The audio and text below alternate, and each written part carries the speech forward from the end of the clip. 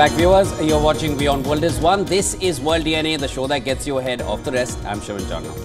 And I'm Hem Kaur, and on the show today, tens of thousands have taken to the streets in Jerusalem. They're protesting against Benjamin Netanyahu's government as anger over the government's handling of the situation in Gaza grows.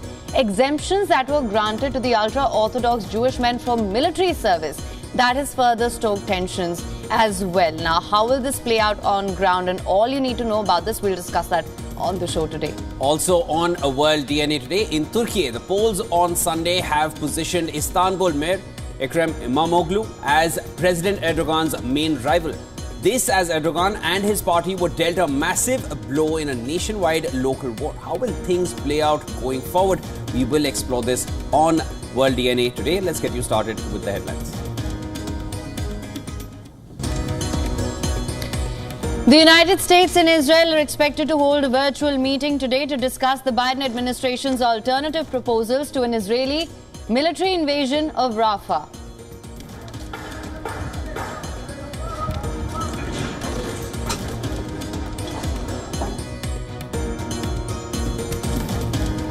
Tens of thousands of people protest in Jerusalem against Benjamin Netanyahu's government and against exemptions granted to ultra-Orthodox Jewish men from military service.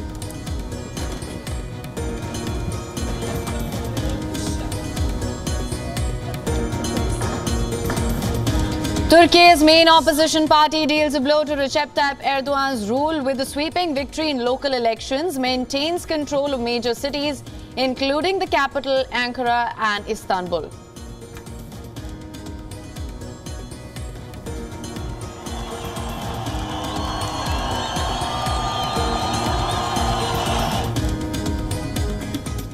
Russian security services claim they detained 3 men in Dagestan who planned terrorist attacks in the region.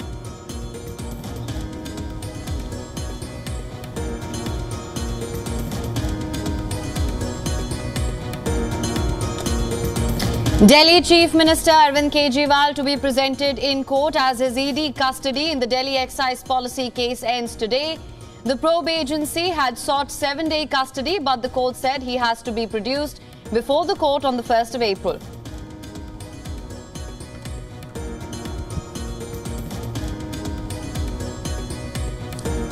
Prime Minister Narendra Modi says those criticizing the use of electoral bonds will soon regret it. In an interview, Prime Minister says nothing is perfect, imperfections can be addressed.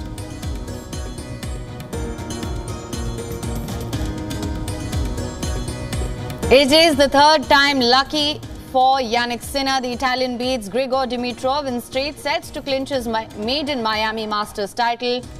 The 22-year-old rises to number 2 in the world rankings with the win.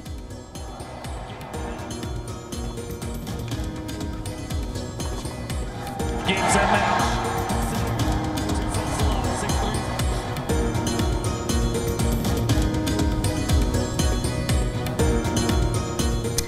Now, thousands of Israelis gathered outside the Parliament building in Jerusalem on Sunday in the largest anti-government demonstrations since the country went to war back in October. Well, US and Israel are expected to hold a virtual meeting to discuss the Biden administration's alternative proposals to an Israeli military invasion of Rafah. The meeting, which was supposed to take place last week, has become a contentious issue between Benjamin Netanyahu and Joe Biden. White House National Security Advisor Jake Sullivan is expected to lead the United States side in the meeting. The U.S. team includes representatives from the Pentagon, State Department and the U.S. intelligence agencies. Ron Dermer and Netanyahu's National Security Advisor are going to lead the talks from the Israeli side. With senior defense and intelligence officials participating, a senior Israeli official said a second meeting in person is planned to take place as soon as next week. Now, on Sunday, Netanyahu understood the pain of the hostages' families and said he is doing everything to bring the hostages home. He also said calling new elections in what he described as a moment before victory would paralyze Israel for 6 to 8 months and would paralyze the hostage talks as well. Netanyahu spoke while thousands of protesters rallied in Jerusalem in a show of frustration with his government, urging him to resign. Demonstrators urged the government to reach a ceasefire deal to free dozens of hostages held by the Hamas group in Gaza and to hold early elections. Nearly 6 months of conflict have renewed divisions for the leadership of Prime Minister Benjamin Netanyahu, though the country remains largely in favor of the war. Netanyahu has vowed to destroy Hamas and bring all the hostages home, yet those goals have been elusive. While Hamas has suffered heavy losses, it does remain intact. Roughly half the hostages in Gaza were released during a week-long ceasefire back in November last year, but attempts by international mediators to bring home the remaining hostages have failed ever since. Talks resumed on Sunday with little expectation of a breakthrough. Hostages' families believe time is running out. Protesters blame Netanyahu for failures of October 7th and say deep political divisions over his attempted judicial overhaul last year weakened Israel ahead of the attack. Some accuse him of damaging relations with the United States, Israel's most important ally. Netanyahu is also facing a litany of corruption charges which are slowly making their way through the courts. Critics say his decisions appear to be focused on political survival over the national interests. Many families of hostages had refrained from publicly denouncing Netanyahu to avoid antagonizing the leadership and making the hostages' plight a political issue. But some now want to change course. The crowd on Sunday stretched for blocks around the Knesset or the Parliament building.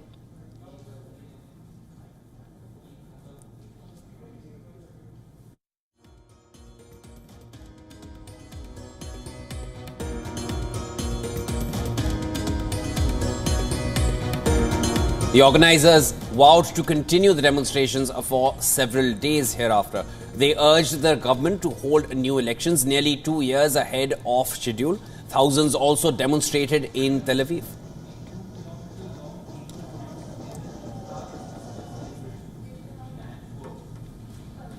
Now, as West Asia struggles to contain the spillover of the Israel-Hamas war, it now seems the conflict is reviving an old threat, the ISIS.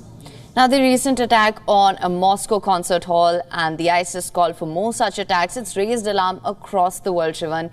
And this comes as the Islamic State spokesperson praised the deadly Moscow shooting that killed over 140 people.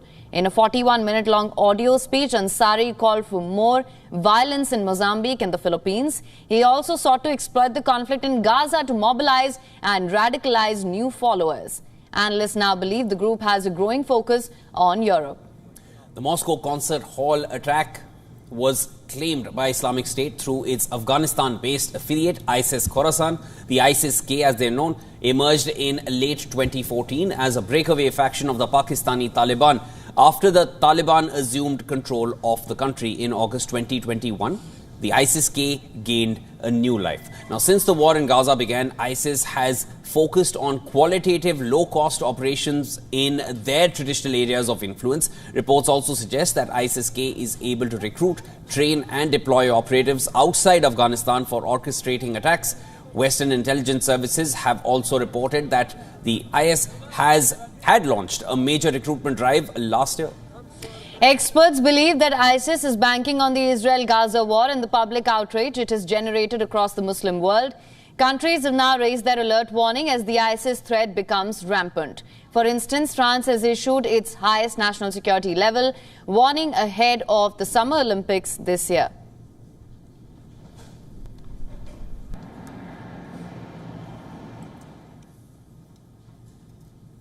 And voting has ended in Turkey's high-stakes local elections, and Turks have given a major electoral blow to President Erdogan. It's not just him, it's his entire party, as the nationwide elections have reasserted the opposition as a political force and has reinforced Istanbul Mayor Ekrem İmamoğlu as the president's chief future rival. Now, with most of the votes counted, İmamoğlu led by 10 percentage points in mayoral contest in Istanbul, the largest city in Turkey. The Republican People's Party, CHP, of İmamoğlu retained Ankara and gained 15 additional mayoral seats across the country.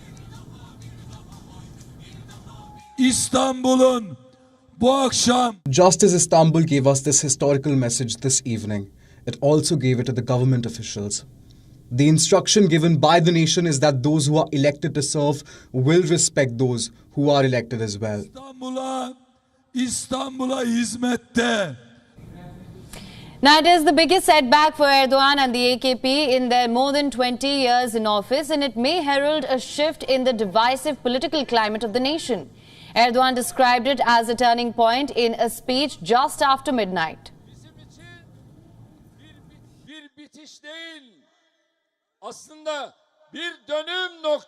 March 31st is not an end for us, but a turning point. The Turkish nation has conveyed its messages to politicians by using the ballot box in this March 31st municipal elections.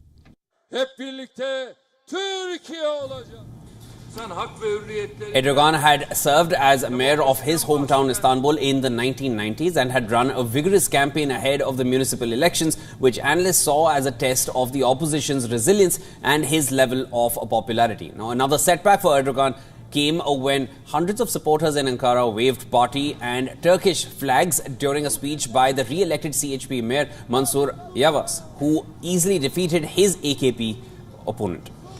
In the southeastern Diyarbakir city, hundreds of Kurds took to the streets to celebrate after the pro-Kurdish DEM party managed to reclaim local municipalities across the region.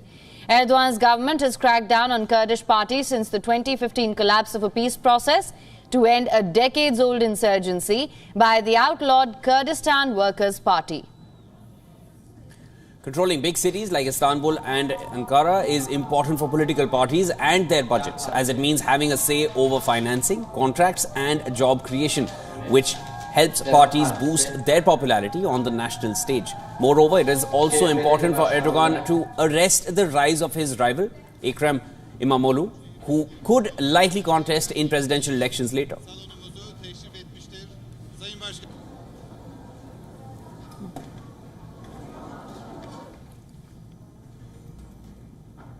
Russian security services said that they detained 3 men in Dagestan who planned terrorist attacks in the region.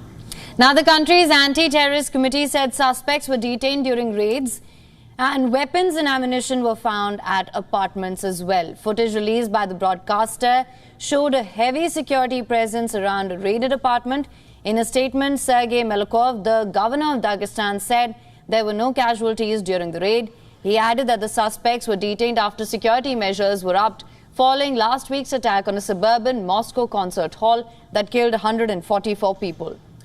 A mountainous territory in the eastern part of the North Caucasus. Dagestan is Russia's most ethnically and linguistically varied region. It is home to at least 40 different ethnicities, a republic within the Russian Federation. Dagestan's population is about 3.2 million. The majority of Dagestanis are Sunni Muslims. It is sometimes known as the mountain of languages or mountain of nationalities, with some national groups occupying no more than 1 or 2 villages. The capital, Makhachkala, on Russia's Caspian Sea coast, was conquered by the Russian Imperial Army in the 19th century and served as a major pre-revolutionary trading port. Today, Dagestan is a conduit for major oil and gas pipelines which go from the Caspian Sea to the Russian heartland. For almost a decade until 2017, Russian forces were battling an armed insurgency conducted by militant groups in Dagestan, neighboring Chechnya and Ingushetia. And Dagestan is the birthplace of legendary Islamic fighter Imam Shamil, who resisted Russian rule for 25 years in the 19th century. Many streets and places are named after him.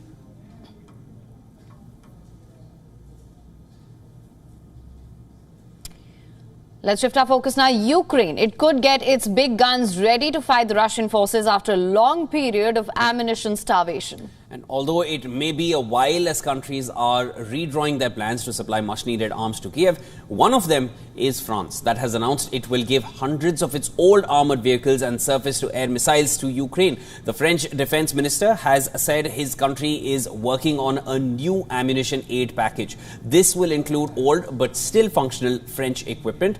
The package is expected to reach Kiev by the beginning of next year. The defence minister said France is also releasing a new batch of Aster-30 surface-to-air missiles to Kiev. The Aster-30 can intercept warplanes, drones and cruise missiles, and they have a range of 120 kilometers. Additionally, France will deliver remotely operated ammunition to Ukraine as early as this summer. Earlier this month, the Biden administration also announced a new aid package for Ukraine worth over $300 million. And this was after Ukrainian President Zelensky warned that they might have to retreat from more territories if the United States aid does not arrive soon. However, President Joe Biden admitted that the package is not enough and more needs to be done. An aid bill passed and the Senate seeks over $60 billion for Ukraine.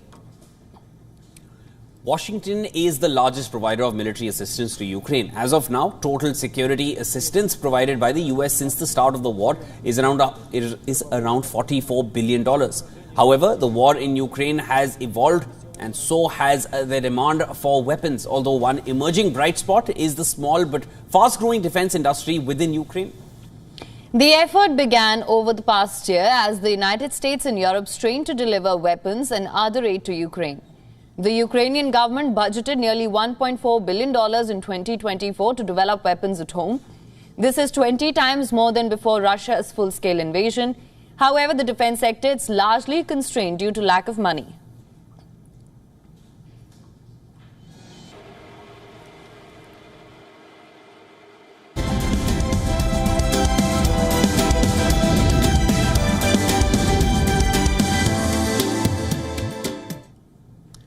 Nothing signifies India's rise like the stock markets. Indian markets have been among the best performing ones globally. And this next report gives you the lowdown about the stock market performance in the fiscal year which ended yesterday. Take a look.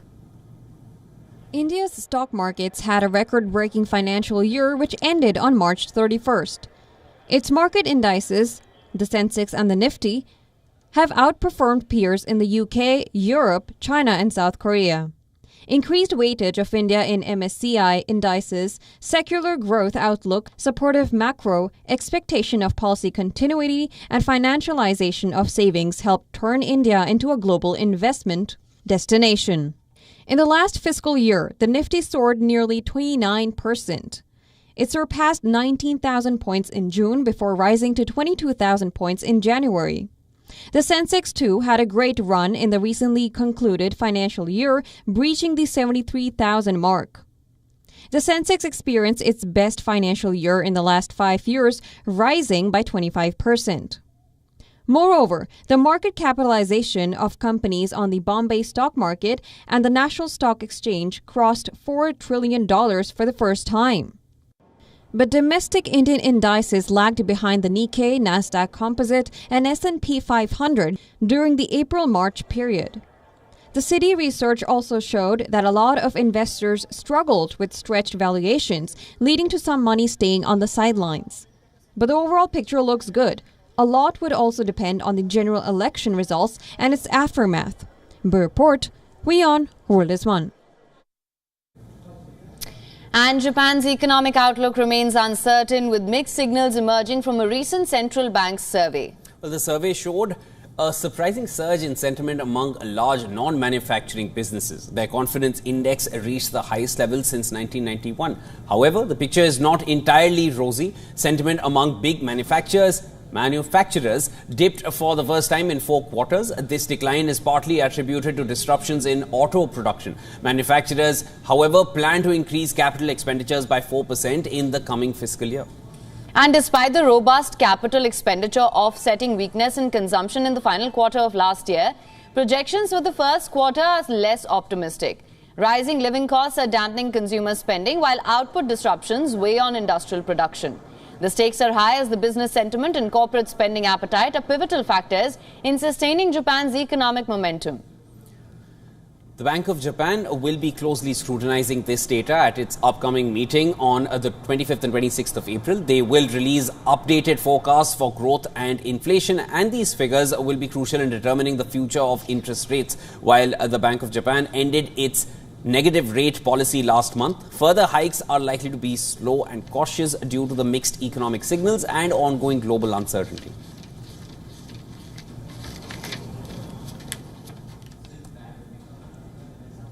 Well, from extreme weather events to human health, climate change is taking a toll on most aspects of our life. And now its new target is wine. A study has revealed that rising global temperatures could decimate global wine production over the next few decades. The scale of the impact would be so large that at least 70% of the world's suitable grape growing regions will become too warm for production. Now, This includes wine's best traditional regions in Spain, Italy and Greece. The impact would be more in warmer areas including Southern California, Southern Mediterranean, South Africa and Australia. In fact, California's winelands may degrade by as much as 50% by the end of the century. So how do these temperatures affect wine production really? Rising mercury levels affect grape yield, composition and eventually the quality of wine, leading to lesser production over time. And researchers say some regions could adapt to a certain level of warming, but it may not be economically viable for all the wine producing areas. Warmer weather has already preponed grape harvesting period by about 2 to 3 weeks worldwide. Now, this has had a direct impact on wine's flavor profile as well as quality. But there's a silver lining here. As the climate will become warmer, some formerly cooler areas could become more suitable for grape production. This includes Northwest Pacific, Northern Germany, Scandinavia. But the change will not come without consequences, of course, on natural resource consumption and wild habitats.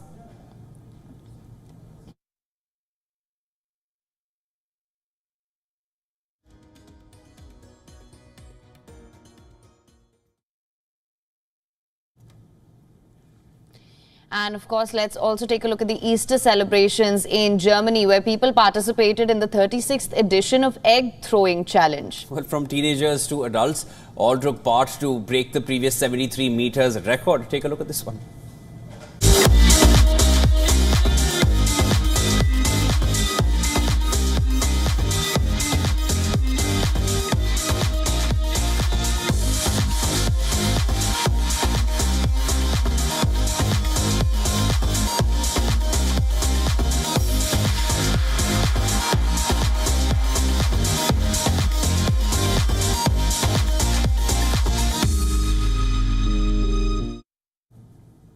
All right, with that, it's time now for a short break. Don't go anywhere. This is World DNA. When we come back, lots more lined up.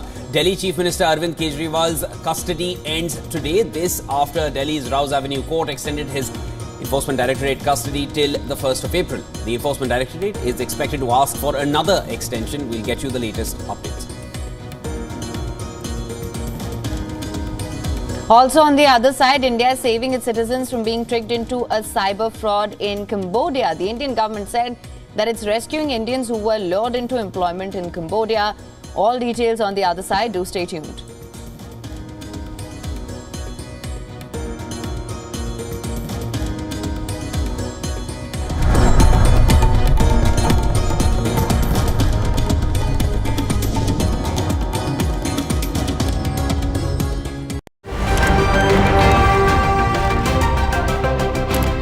Ready to dive into your daily dose of news? Bringing you what's trending in the West and all that's setting trends in the East. And all of this served up with a side of insightful banter. We don't just bring you the latest stories. We bring you your talking points for the day. And while you do that, from the busy streets of New York, I will provide you with deeper insights on the developments through the course of the day in the U.S. From New York, we get you to the sandy shores of Durban, where I'll bring you all the glitz, glam and happenings from the world of showbiz. Welcome to the Eras Tour. And I will be here at the WION headquarters, getting you all the action from the universe of sport. All that you need to know about your favorite teams and players, right here. The show that keeps you ahead of the global curve. A conversation you'd want to be a part of. A place where news becomes an engaging exchange. We bring you stories that impact your present. This is World DNA. Join the conversation.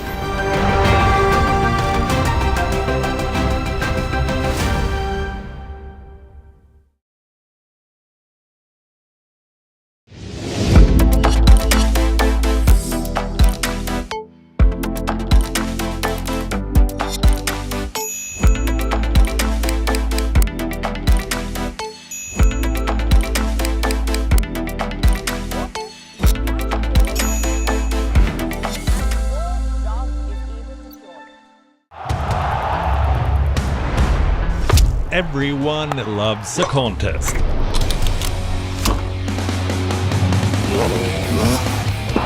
But sport isn't just about victory and defeat. When the GOATs in sport speak, you hear it first on WION. You have to play good cricket over a period of time. I should push myself right out of the damn tournament. We go beyond the stats. Our stories are quoted the world over. At WION, sport is part of our DNA. Come, join us on this journey. Weekdays 6:30 p.m. IST, 1 p.m. GMT. WION, India's global voice. The channel that brings you the biggest stories from across the world through India's lens. Now available in more than 190 countries worldwide. Because we believe that the world is one. Watch us in Africa, Europe, USA and Canada, South America, Asia Pacific, Middle East and North African regions. Also available on these digital platforms across the world. WION. World is one. The biggest democratic exercise on the planet ever. Decoding the multiple colors of this multi-dimensional, multi-layered spectacle. WION deciphers the images and the hues. Sifts real performance from rhetoric and noise, claims and counterclaims, populist pitches and hidden truths. Untangling, unraveling this celebration of democracy.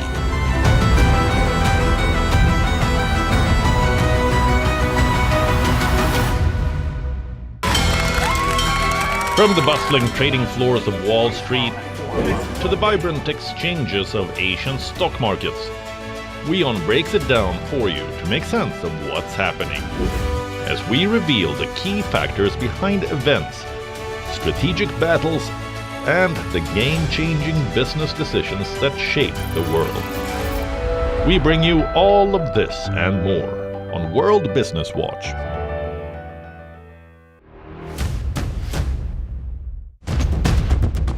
Economic turmoil and global unrest have cast a shadow over President Joe Biden's approval ratings. The rockets are continuing to be fired by Hamas in Gaza, although at a slower rate than previously. So, right now, we are with the volunteers from the Aleppo municipality. They are still trying to go to the rescue for the people they can find out. India has emerged as a major diplomatic force at the world stage. The rising cost of living in Nigeria continues to impact citizens from all walks of life. The citizens of Gujarat witnessed a mega roadshow here in the city of Ahmedabad. China is South Africa's largest trading partner for 134 years straight. A domestic aircraft carrying 72 people on board crashed in Pokhara city in central Nepal. 165 injured have been moved. 61 people are confirmed dead and rescue operations continue around me. After receiving an entire season's rainfall in a span of 48 hours, Chennai city has literally been brought to its knees.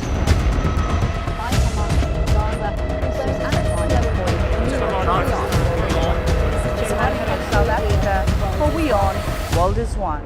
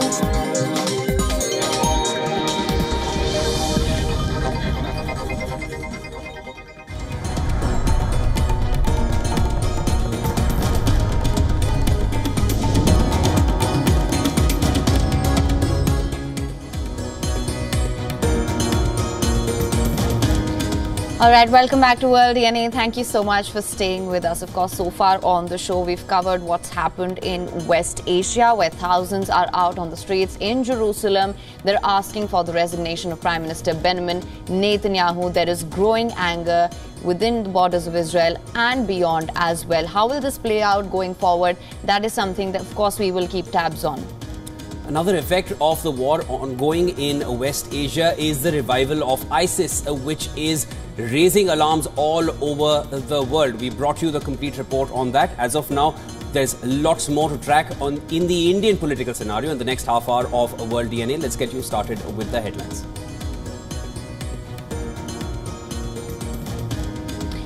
The United States and Israel are expected to hold a virtual meeting today to discuss the Biden administration's alternative proposals to an Israeli military invasion of Rafah.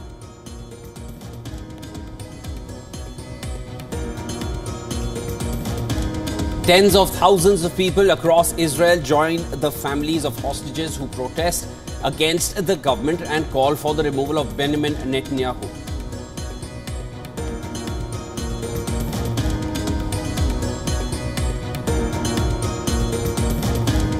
Turkey's main opposition party deals a blow to Recep Tayyip Erdogan's rule with a sweeping victory in local elections, maintains control of major cities including the capital Ankara and Istanbul.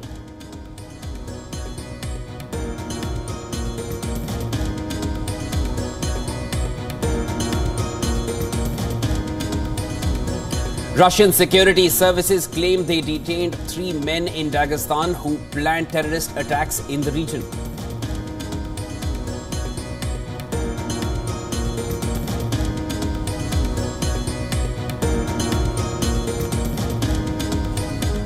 Delhi Chief Minister Arvind Kejriwal to be presented in court as his ED custody in Delhi excise policy case ends today. The probe agency had sought 7-day custody, but the court said that he has to be produced before the court on the 1st of April.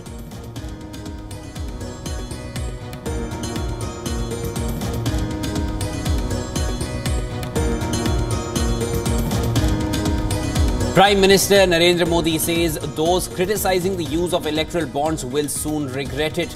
In an interview, the Prime Minister said, "Nothing is perfect, imperfections can be addressed."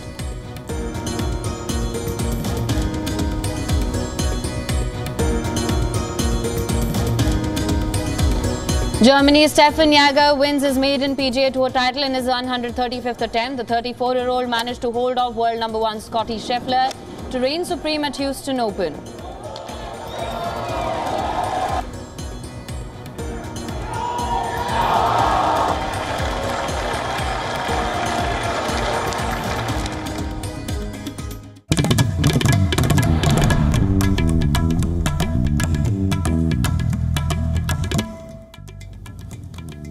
Now, Indian Prime Minister Narendra Modi has strongly countered claims of a setback on the electoral bonds issue, and this was during an interview. Well, during the interview, Prime Minister Modi rejected the suggestion that the electoral bond issue caused a setback to his government. Prime Minister Modi also said that it is due to the policies of his government that sources of funding and beneficiaries could be identified, while asking if any agency could have found out about the sources of funding before 2014. Prime Minister Modi said that no system is perfect and any shortcomings could be improved. The opposition parties have criticized the government after the details of the electoral bonds were made public. Several firms who were facing probe by central agencies turned out to be the major shareholders in buying such bonds, commenting on the opposition reaction. The Prime Minister said those who are dancing over the bond details will repent it. He added that not everything he does is for politics.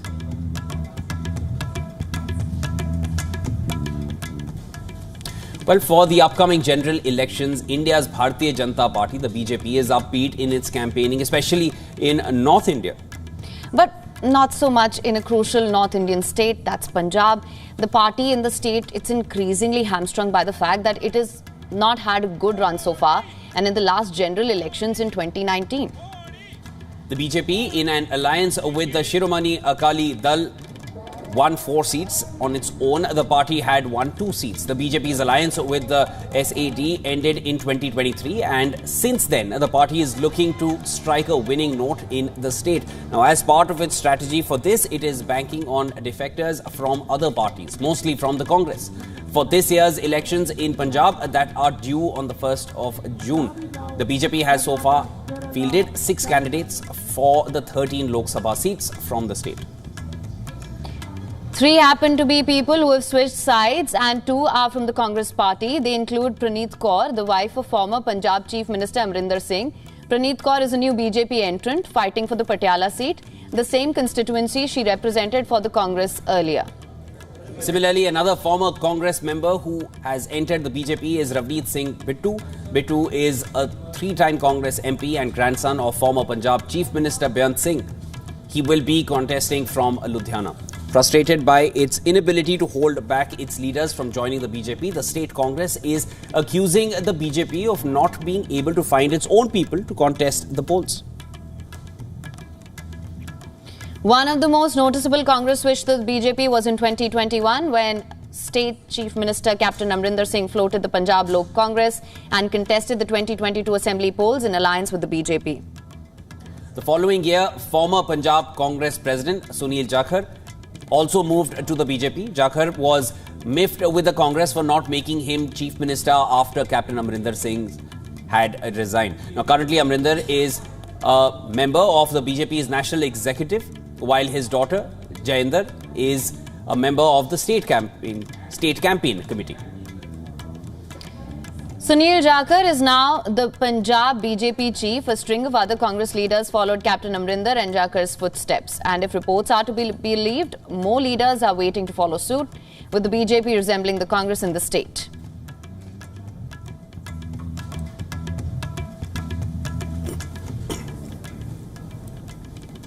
Delhi Chief Minister Arvind Kejriwal's Enforcement Directorate custody ends today. And this after Delhi's Rouse Avenue court extended his custody till the 1st of April. Now, the Enforcement Directorate is expected to ask for another extension. Meanwhile, several opposition leaders gathered in New Delhi during the mega rally. The INDIA bloc listed 5 demands to the Election Commission. The massive show of strength was for the release of Kejriwal and Jharkhand's former Chief Minister Hemant Soren. The Enforcement Directorate had arrested the former Jharkhand Chief Minister in January in an alleged land mining scam. Opposition leaders targeted the BJP on what they called the use of government agencies to harass opposition leaders. Congress Party's Priyanka Gandhi Vadra listed the 5 demands of the opposition to the Election Commission. First is efforts to forcefully take away the finances of opposition parties should be immediately stopped. An action by central agencies like Enforcement Directorate, CBI and Income Tax Department should also stop.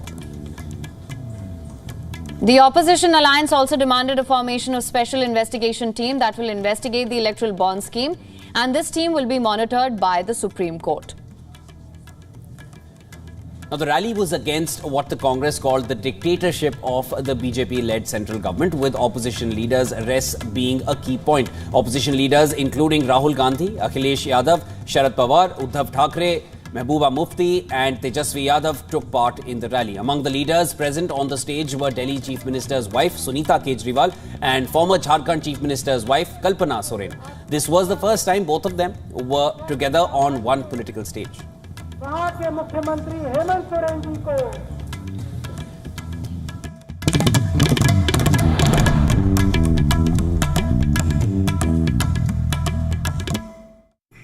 All right, shifting our focus now. Sudden downpour accompanied with strong winds hit a few Indian states on Sunday. Well, one of the worst hit was West Bengal that suffered damage to houses, buildings and crops. At least 4 people lost their lives and over 100 others were injured.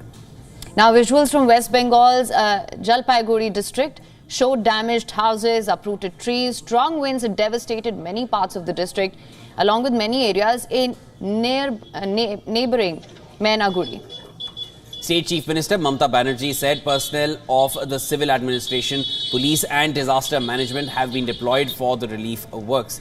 Prime Minister Narendra Modi offered his condolences to those killed in the rains on the social media platform. Prime Minister Modi asked officials to ensure proper assistance to those affected by the heavy rains. Strong winds and heavy rain struck the northeastern states of Assam and Manipur as well. At the Guwahati airport in Assam, passengers were stranded after flights had been affected. Visuals also showed damage to the roof of the airport.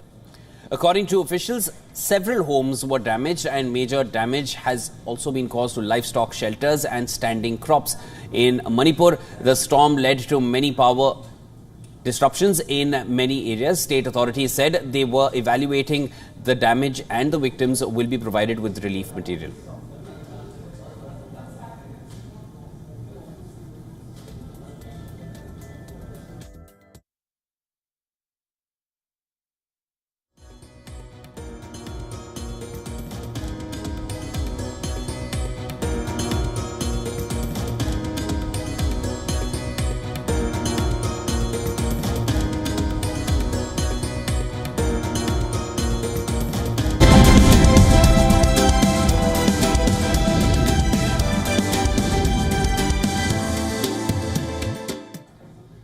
Next up, let's take a look at all the developments coming in from the world of technology, starting with India, where it is saving its citizens from being tricked into cyber fraud in Cambodia. The Indian government said that it is rescuing Indians who were lured into employment in Cambodia. These Indian nationals were being forced to participate in cyber fraud schemes. Now, the Ministry of External Affairs spokesperson Randhir Jaiswal confirmed the rescue and repatriation of approximately 250 Indians as of now. Responding to reports of 5,000 Indians trapped in Cambodia for cyber fraud, the Indian government is cracking down on the culprits in collaboration with the Cambodian authorities and Indian agencies. Additionally, the government and the Indian embassy in Cambodia have issued advisories to raise awareness about such scams.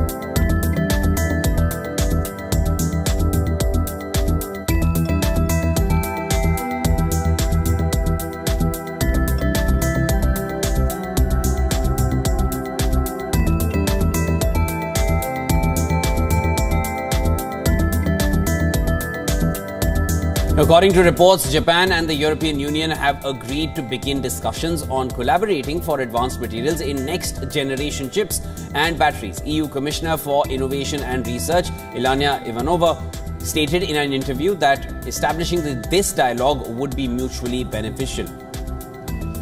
Now, the framework set to kick off as early as April aims to address the European Union's need to lessen dependence on China for materials like rare metals that are crucial for electric vehicle batteries. A new AI tool from Oxford University is stepping in to help doctors avoid mistakes while prescribing drugs. Called Drug GPT, the AI tool assists clinicians by providing a second opinion when prescribing medicines. Doctors input patient conditions into the chatbot, which then suggests drugs and flags possible adverse effects here. Drug GPT's makers highlight that the tool not only offers recommendations but also explains the reasoning behind them with guidance and research. While some doctors already use AI chatbots for medical purposes, concerns about its accuracy have, of course, lingered. However, according to its researchers, Drug GPT's effectiveness matched human expertise in US medical exams. Despite its benefits, experts emphasize the importance of a doctor's involvement in decision-making and to treat the AI tool as a safety net rather than a replacement.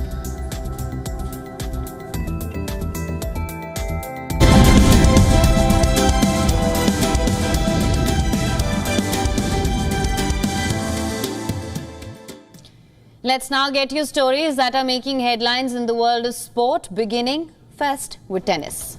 Yannick Sinner is third time lucky at the Miami Masters. The Italian dominated Grigor Dimitrov in the final to clinch the title. Sinner has been the player to beat this season and looked flawless in the summit clash. The second seed broke Dimitrov twice to take the first set. Sinner dropped just one game in the second set to wrap up a 6-3, 6-1 win 1 hour and 14 minutes. The 22-year-old rained down 15 winners and will rise to a career-high number 2 ranking following his triumph. Sinner has now won 25 of his past 26 matches. Singles champion Sinner. Germany's Stefan Jager has won his first PGA Tour event in his 135th attempt. The 34-year-old managed to hold off world number 1 Scotty Scheffler for a victory at the Houston Open. Jager closed with 9 straight pars for a 3-under 67 to finish on 12 under for the tournament. The highlight of the round was a 203-meter hole in one by 36-year-old American Peter Malnati. Scheffler was aiming to become the first player in 7 years to win 3 state titles on the PGA Tour. The American was quite close but missed a 5-foot putt to force a playoff with Jager and finished in a 5-way tie.